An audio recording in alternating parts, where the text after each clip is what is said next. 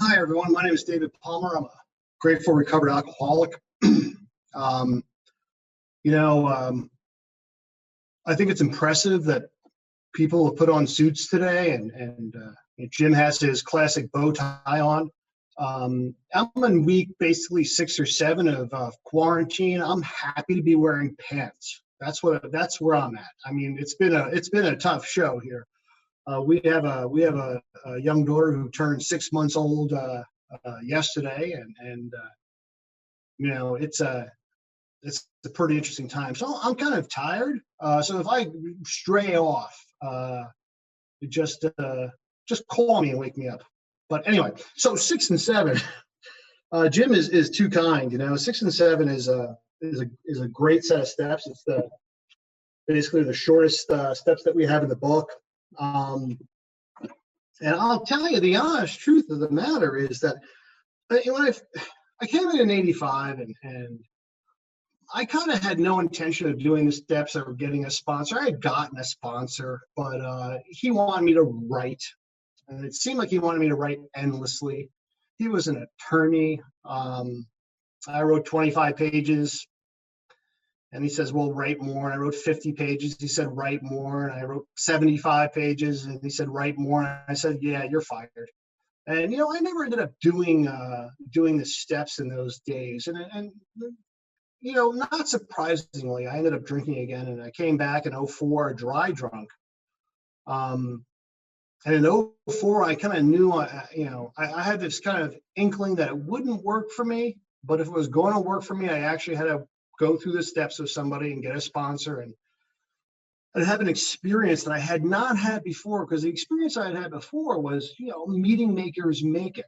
And I had played sober softball, and I had gone to every kind of late night, do thingy that was going on, and I, danced sober until the sweat was gone, and it was just the whole 9 yards. But I just didn't want to work the steps, and it wasn't until I found a loving and caring sponsor here in the rooms of Alcoholics Anonymous. And there was this fellow. He had 1 year more than I did. And he would come up to the front of the meeting. I used to go to 74 Below on Trinity Place.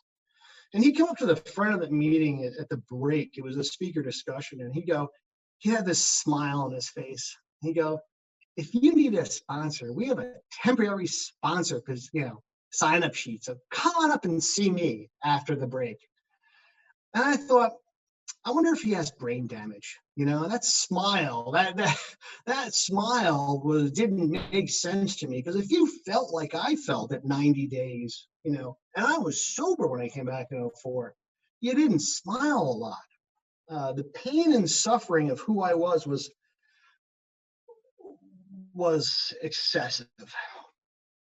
But I asked him to sponsor me when he got a year and I had 90 days, and he took me through the steps. And I remember coming out of Trinity Church after doing my 7-step that next spring. I'd come back in August of '04, and I had finished my 7-step in the spring of '05 and walked outside, and after having hit my knees in the church, and I had a real sinking feeling after a moment of elation. Now, the moment of elation was I came out and I actually felt free of myself. The sinking experience that I had was that in this moment of elation, I felt that God had actually removed all of my shortcomings, and that was very cool. The sinking feeling was after about 45 seconds of this feeling of elation, this attractive woman walked by and lust returned, and I said, I knew my shortcomings had gone nowhere. But the sinking feeling was that I really didn't have God, because I really didn't believe in God. I had the experience of not making it under my own kind of designed program. I had the experience of coming back and believing I was willing. These 2 steps start with the concept that willingness is indispensable, and that we need to be willing. And even though I kind of stood there, I was as willing as I could possibly be. Now, I want to talk about willing just a little bit. And I want to share 2 short stories from before I came into the rooms of Alcoholics Anonymous to talk about willing. And it has to do with, for me, willingness born out of desire, and willingness born out of desperation. And the willingness born out of desire was I was about 20 years old, and I was in one of those lull periods. I don't know if you guys have had this experience. I started drinking when I was 15 and a half, and occasionally the wheels would come off, and I would then have some sort of incentive to stop or moderate, which I would for some period of time. Those periods of time, of course, got shorter and shorter, and the wheels would come off in a harder and more disturbing way. But at this point, I was kind of okay. I decided I wanted to skydive, and I called up this place in South Jersey and said, I want to skydive. And they did skydiving. They go, well, we don't have any openings right now, but you can call this guy over at the Army base. He'll take you skydiving. I said, fine. And I called him. He said, come on down. And I showed up one night at the Army base, and I gave him, the $100 or whatever it was. And he was an Army Ranger, and he had this giant scar that went from the base of his skull down his entire spine, where he had a parachute mishap, and he had landed and crushed his spine, and they had operated on him. And he goes, yeah, I'm like 1.5 inches or 2 inches shorter now. I'm like, oh, that's great. You're my instructor. I'm in the game. 2 nights of kind of intensive training on what to do if something went wrong. And the next Saturday I was at the field in the morning, and we all hopped in the plane, me and a dozen other, Army guys. And back then in 1980, you jumped tethered, which means that you had a line that was attached to the base of the plane, and there was a bag that went around your chute. And when you exited the plane, your chute was going to come out, and it was most likely going to open. And if it didn't, you had another chute. But I remember this clear as day. I was number 2 in line, and we were all sitting on the floor. There's 11 guys behind me and 1 guy in front of me, and he waves over. We get to 2,500 feet, and he waves over to the guy that was in front of me, and he scoots over, hooks his line into the bottom of the plane, and drapes his legs outside the door of the plane, which is open, and the guy slaps his thigh, and he jumps. And then this Army Ranger pulls in the bag that was around this parachute. And I remember having this distinct thought, wow, that was quick. Don't I get a second chance? Like, once I go out of the plane, if I don't like it, I can come back in.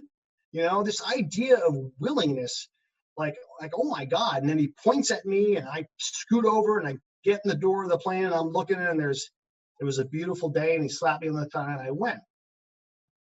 That was a willingness that I had born out of desire. I'd done the things that I needed to do to get to the place where I could jump, and I jumped, and it was a beautiful experience. There's a second willingness I want to talk about, and it would happen about 4.5 years later. I had obviously never ceased drinking because I had not been introduced to the rooms of Alcoholics Anonymous, and I was involved at this point with a couple of criminal organizations, and it was the fall of '84, and I've been working my way up in these organizations because they liked me. I don't know. I guess I was a good criminal. And the Colombians wanted me to meet the next guy up the rung, and I met the next guy up the rung, and I was having a hard time. My alcoholism, had gotten insane. The places I was going, the things I was doing, and the way that I was acting was just insane. And at this point in my criminal career, I was carrying a gun everywhere I went. And, I was practicing, because I was working with people who were wanted by the FBI. I had learned to practice all these things to stay out of trouble. And I made sure that when I arrived at that parking lot to meet this guy, that nobody had followed me. And I get in the car with this guy, and we're driving down the road. And it's my first meeting with this guy. He's introducing himself. I'm introducing myself. He puts a paper bag in my lap. He goes, full of product. And he goes, that's yours now. Now, I thought to myself, that's odd that he said that, because I'd never had that happen to me.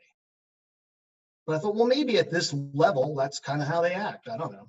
Drove a couple more blocks, and he looked at me again. He goes, that's yours now.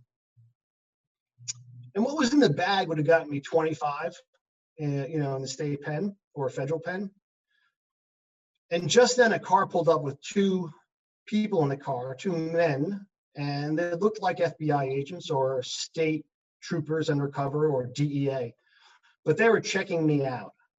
They were looking past him and looking at me to see who I was. So, I knew that they were there because of him, that they had followed him. And I looked at those guys, and he looked at me, and I looked at him. And I took my gun out, and I put it underneath the bag, and I said, "Don't worry, I got 5 shots."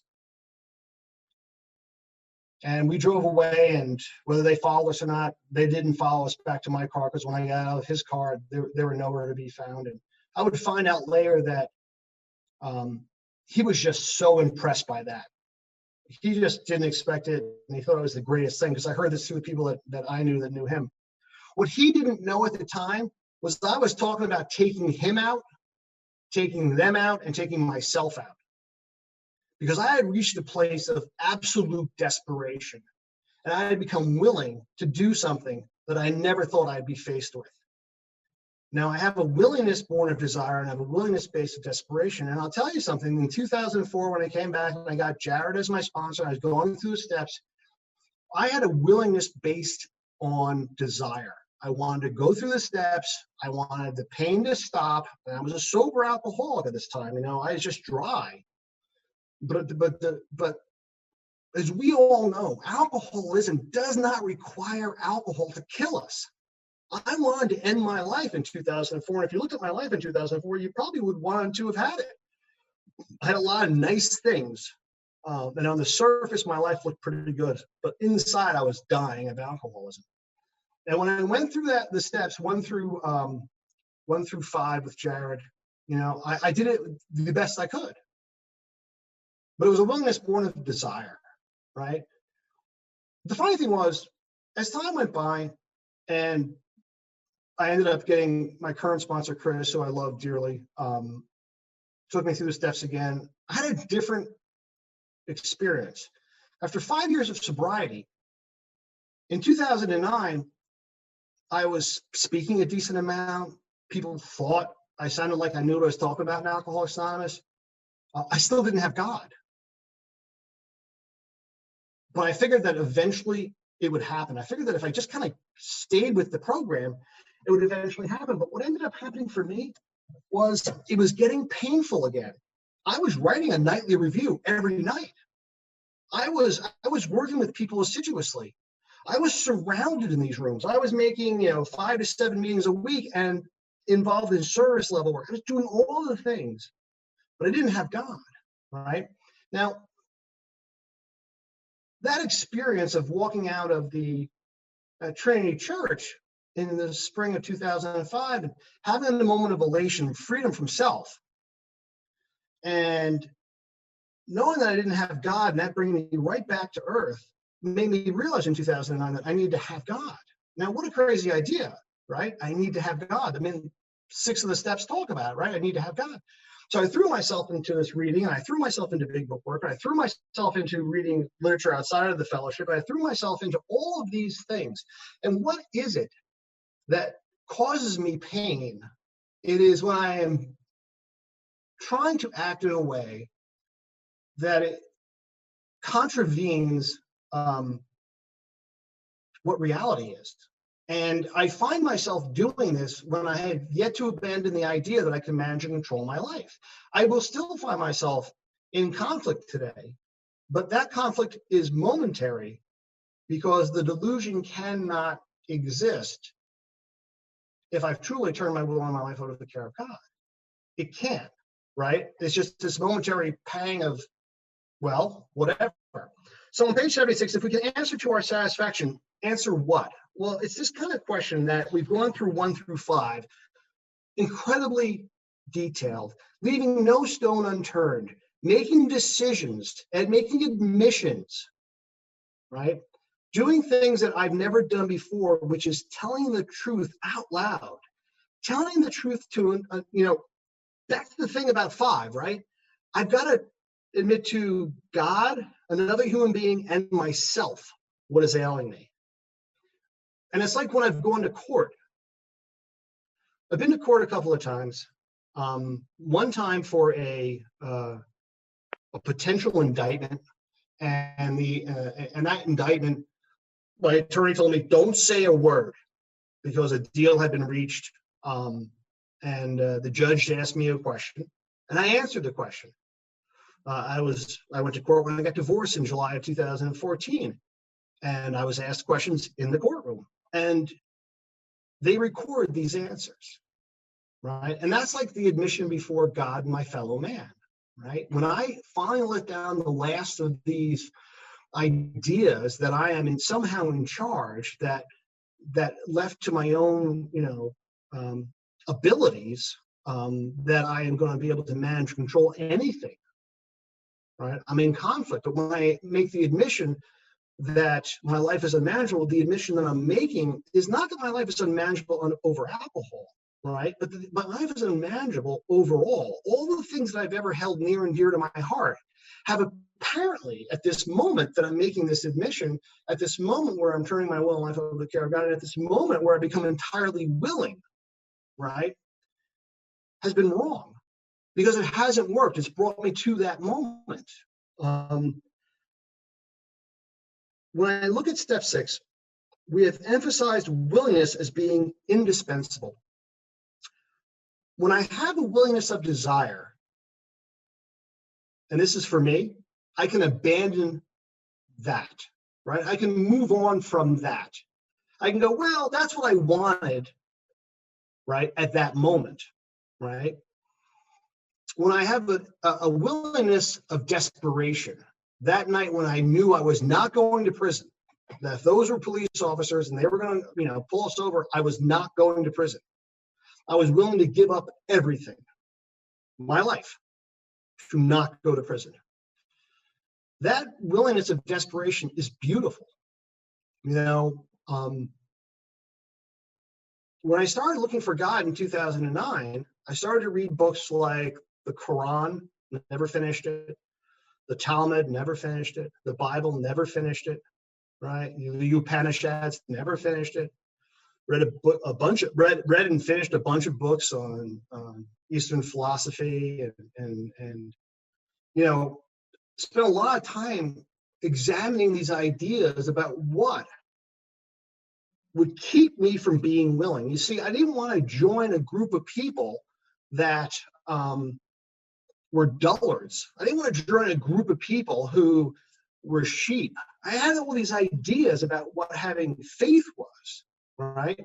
Now, I've been able to get to this place in the 5th step because I had belief, right? Now, belief for me is this idea that I look around me. I'm a guy like Jim, right? Jim's amazing. Jim and Jen are the bomb. And all you people out in Palm Springs who have Jim and Jen now, if I had an envious bone, I would be envious. But since I'm spiritually perfect, I don't have an envious bone. But,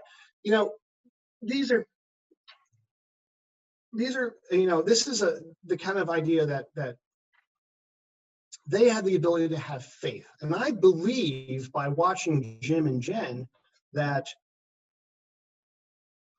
what has happened to them could happen to me, but I don't have faith, right? And that's the kind of key thing for me is faith, because I'm a numbers guy. I'm a Wall Street guy. I'm a guy who you have to prove stuff to. I have a somewhat scientific mind. You would better be able to prove this stuff. I'm going through all these books. And what do I find, right? That all these beliefs that I have are based upon false ideas I've carried my entire life.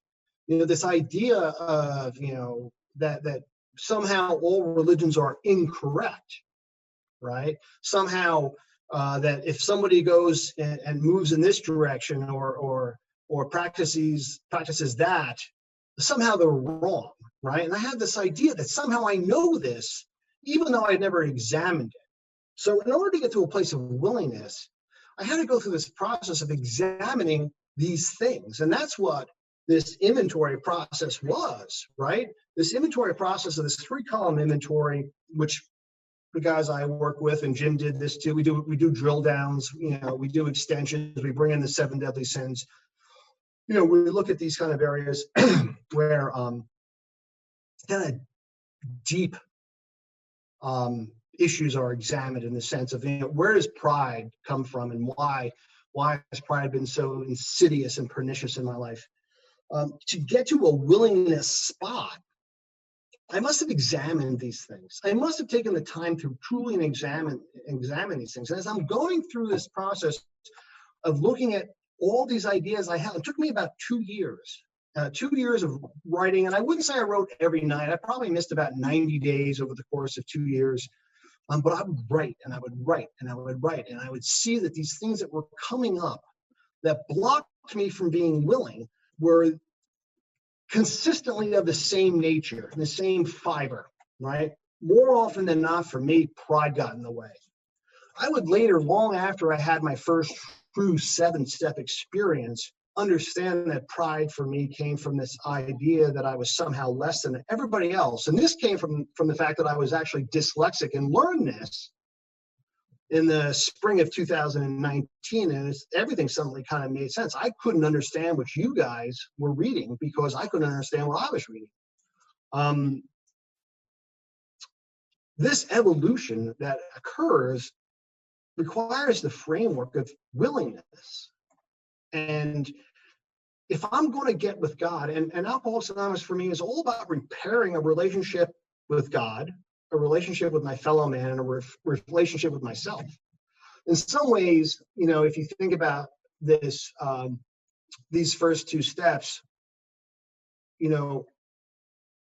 this coming to believe that we go through is the first step in the reparation for me of my relationship with God. And the steps that we talk about, 4 through 9 is about direct repairing of the things that I've done. I've done to others and my reparations with my fellow man. But this focal point of willingness, it's okay.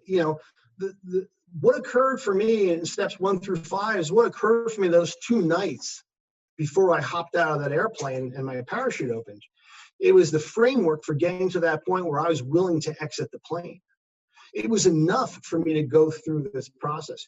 It wouldn't be until I'm spending this time in between 2009 and 2011 that I'm recognizing, right, that I don't have what some of the new guys and gals have. You ever sit in a meeting and the new guy or the new gal comes in and they're a wreck. They're wearing sweatpants and they got the barcode bracelet on and paper slippers, and they look like like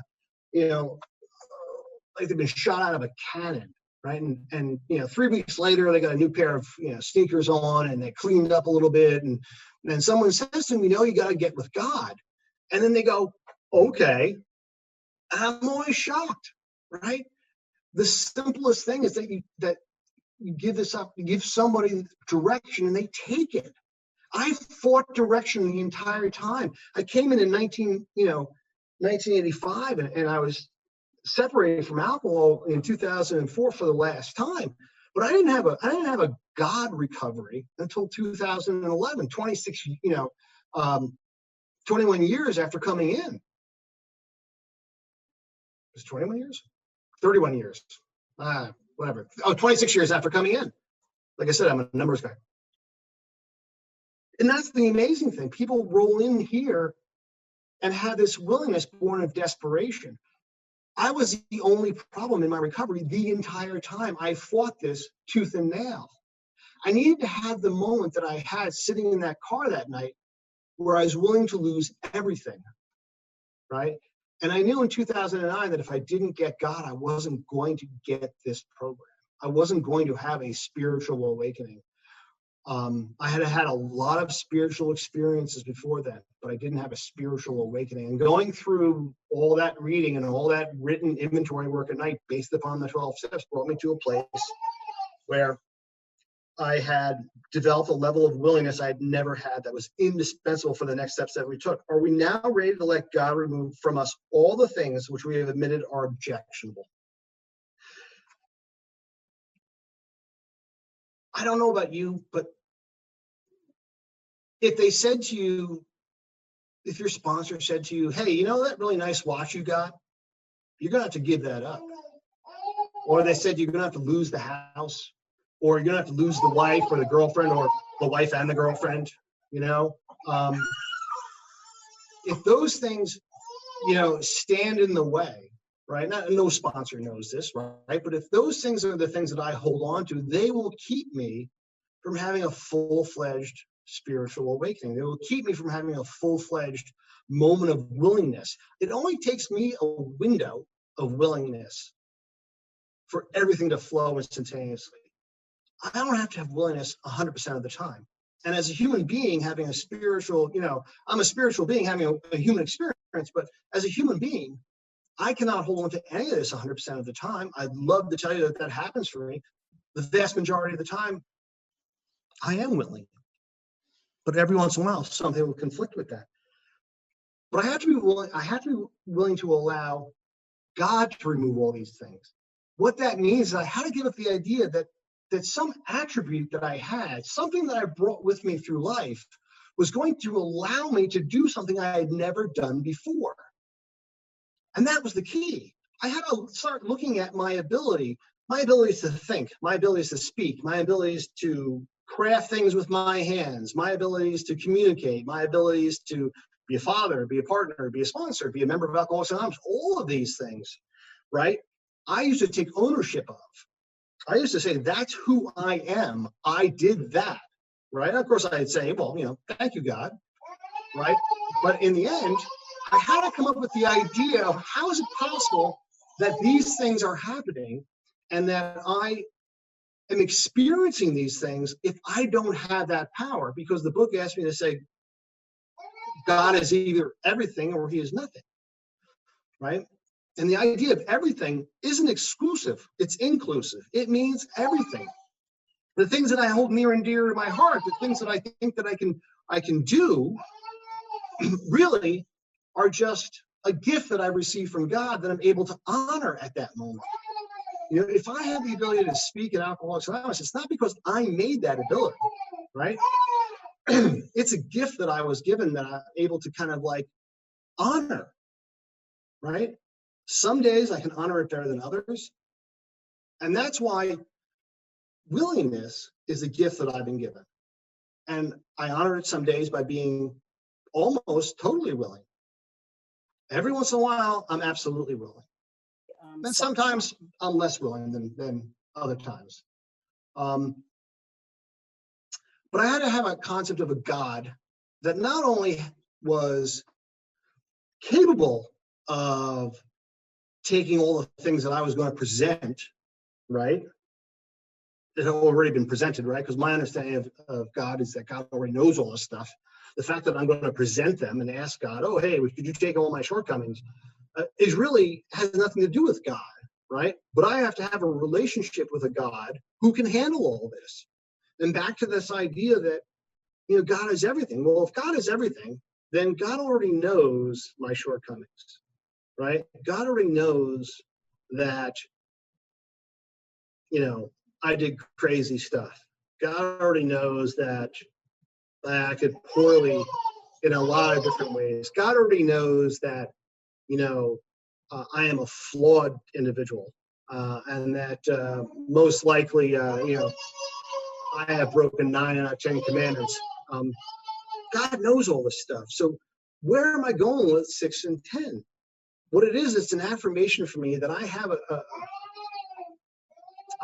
a God in my life that is capable, willing, able, available to me, and that I finally recognize this, right? That I recognize that I lack power and it is absolute. I lack the power to create, I could have the nicest table saw and go to build the nicest, coffee table for my house and polish it up perfectly. And I did none of that. My ability to see and my use of my hands, all comes from gifts that I received from God. I don't have the power to create those things. I only have the ability to honor those because I am connected to a power that has given that to me. So in this place that I'm going to become entirely willing, to do all this stuff, what I'm really saying is I'm going to be entirely done with Dave, right? I want to be entirely done with Dave. And for once in my life, could I please be done with Dave?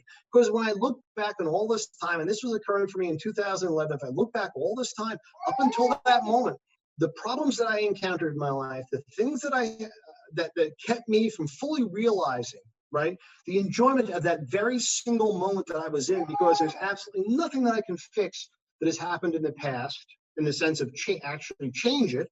I can go make it right? I can amend it, right? And I have no power really over the what's going to occur in the future, right? I can only kind of honor this very moment that I spend with you, the people who I love being a father at 58. My little 6-month-old is the joy of our lives, and we've spent 7 intense weeks with her. This thing of this very single moment, because there is no heartbeat, there is no next breath that is guaranteed to anybody, right? I found this out in 2007 in the fall, in the summer of 2007. I was getting ready to go back to school, and I hadn't finished college when I first got sober. I had only spent 2 years in there, and I went back to school in the fall of 2017. But in the summer of 2017, I was having chest pains, and I eventually ended up on an operating table where they did an angiogram, which is where they put some dye in you and take some X-rays. And the guy goes, "I don't know how you're not dead." Right? I don't know how you're not dead. You have blockages in all 3 of the major arteries that feed the heart. I was running marathons that year. No, actually, that's not true. I'd run marathons the previous fall, several of them. And he goes, "I don't know how you're not dead." Because you're blocked 80% in 2 arteries and 100% in the other artery. And, I had known prior to that moment that there is no guaranteed heartbeat. There is no guaranteed next breath. And this idea of abandoning self, and this self is the one who spends all this time planning my future. This self is the one who lays in bed at night planning your demise because you didn't treat me right during the big book workshop. I'm gonna get you. I live in the past and I plan the future and I miss the moment that is occurring right now. And I knew this before going in for that angiogram, but it just reminded me of how precious this little gift is. So I want to be free of Dave, because Dave is the problem in being able to process all this. How am I truly going to give over to God, which is really abandon self, until I have taken a moment, right, to examine that which, and it's more than a moment, took me 2 years to truly get to it, to examine what blocks me from doing that. And that's why when we do the 3-column inventory, and we look at our character defects, because the character defects are the things that always pop up for me that say, I've got to hold on to that particular item, because if I don't hold on to that particular item, I won't be whole and complete. So in that moment, I become unwilling to let go of all these things, right? So I don't want to lose that house, but I don't want to give up that nice watch, and I don't want to give up the girlfriend and the wife, right? I don't want to give up these things, right? Because there's some part of this construct that I have that doesn't make any sense, that has been in conflict with the rest of the world my entire life. Can he now take them all, everyone? Yes. If we still cling to something we will not let go, we ask God to help us to be willing. Who else would I ask, right? Who else could I turn to in this moment to find the strength, right? I can tell you that there is I have had the experience, this immense personal freedom when Dave has been absent. I don't believe that the power that I'm connected to God has ever left me, but I think the presence of Dave clouds that power. So when the presence of Dave leaves, the presence of God is the only thing that's there. How often have we talked? I don't know about you guys. There's a great book by Elizabeth Gilbert called Eat, Pray, Love. And in there, she talks about eating, praying, and love. And she goes to India and is in an ashram, and she's meditating, and she finds this place. And this one meditation she talks about in the book, where she rises up out of herself and she's floating towards the ceiling. And she goes, it was the most amazing experience I've ever had. But the moment I recognized it was the most amazing experience I ever had was the moment I decided I didn't want to lose it, was the moment I started to tumble back to earth and I lost it. Now, yeah, I know what she's talking about.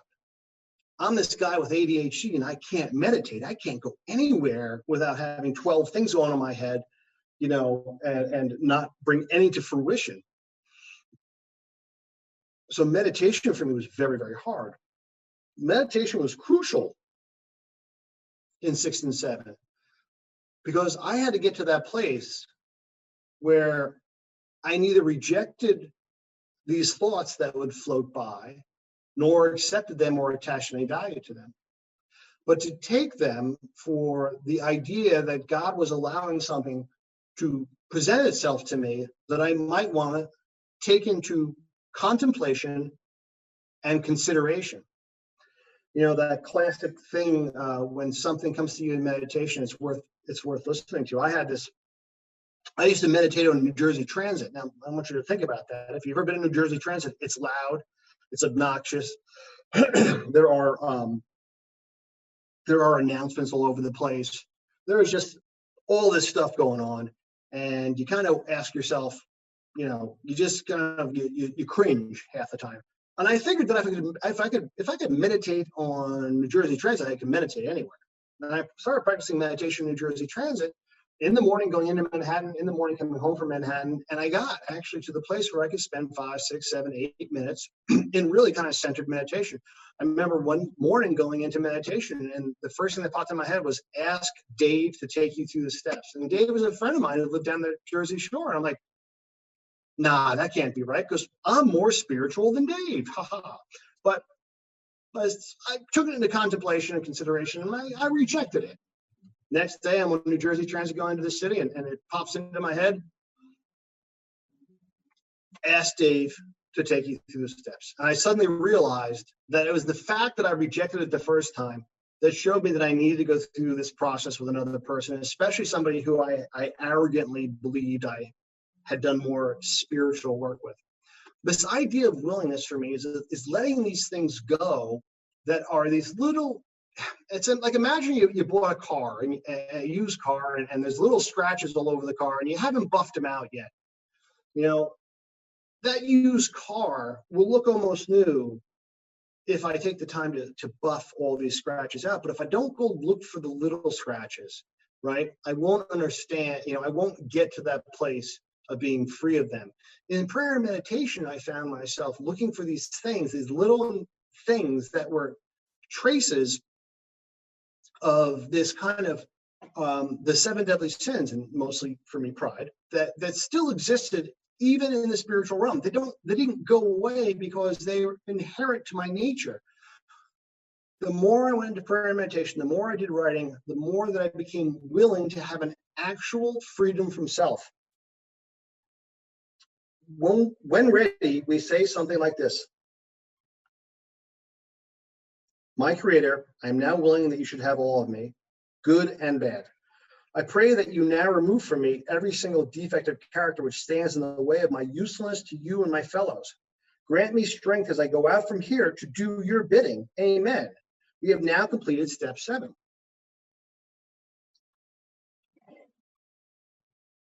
When I truly had an experience with the 7th step,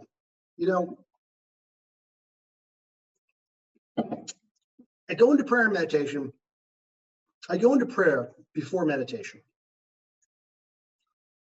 And the prayer that I ended up saying, and the prayer that I say to this day, and the prayer that defines my understanding of where I currently am in this process is, God, what do you want me to be?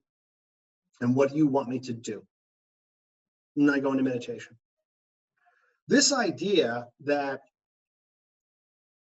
I'm going to turn to the God of my understanding and ask for direction on who to be, and ask for direction on who to be, who to help, who to be in touch with. All right? Those two things, if I can successfully connect in meditation to what I'm supposed to do, right? Those two things will rebuild the relationship that I have with self. Remember, I said earlier, this is about repairing, establishing, changing my relationship with God, my fellow man, and myself. And at the end of the day, the big book, the steps, focuses a tremendous amount on our relationship with God and our relationship with our fellow man. I think that Bill and Dr. Bob believe that if we are successful in 6 and 7, if we are successful in making our amends, if we are successful in all these things, that the reparation that we make to ourselves will happen naturally. And that has been my experience, but it doesn't happen overnight. And it doesn't happen solely with this idea that simply, doing, a rote list of things is going to do it. Willingness came for me out of desperation because I knew I was not going to make it in 2009 at 5 years sober. I knew that I didn't have a relationship with God. I knew I couldn't make it anymore. I could not be who I believed that God wanted me to be, even though I couldn't have told you that I had any idea of what God wanted me to be. This freedom from self had to occur. It had to come at the cost of all the things I had ever held near and dear to my heart. I had all these things that I had held near and dear to my heart based upon some false ideas about myself and about God. And willingness was born out of the exploration about the things that I held near and dear to my heart, and not just the ones that were bad, quote unquote, the lies, the cheating, the adoration of money. No, but the things that were good. When I sponsored people, why did I want to sponsor people? What part of pride was there? What part of what did I bring to that relationship? Right? Was I bringing the I wanted to demonstrate what God had done for me, or did I want to demonstrate how good Dave was? Right? This whole idea of self, this whole idea of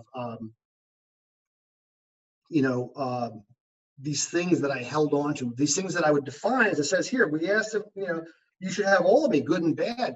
I don't think that God rates good or bad. I don't think that God would make good or bad, right? I think these are my self-imposed ideas about me. And when I'm free of all these different ideas, I basically get to a place, right, where I am able to be willing, where I'm able to be available to you, where I am finally free of self and available to be a service to God and my fellow man. It is in this place that you're going to hear a great talk from my buddy Andrew about the A step. Thank you very much.